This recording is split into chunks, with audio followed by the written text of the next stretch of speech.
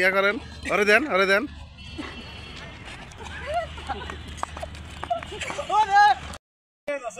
বিকালবেলা ভলিবল খেলার জন্য বেরিয়েছিলাম।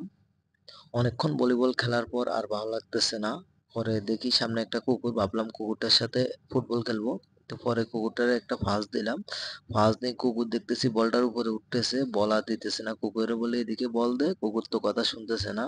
যাই হোক, পরে কি করছে, কুকুর থেকে বলটা নিলাম, নিয়ে আমরা দুজন ফাঁস খেলতেছি, ও তাকাইছি। অনেকক্ষণ আমরা ফাঁস খেলে ও তাকাইছি, আমরা তো ওরে দিতেছি না, শুধু ফাঁস খেলতেছি। পরে ওর মালিক আসলো, মালিক আসে ওকে বলটা দিল।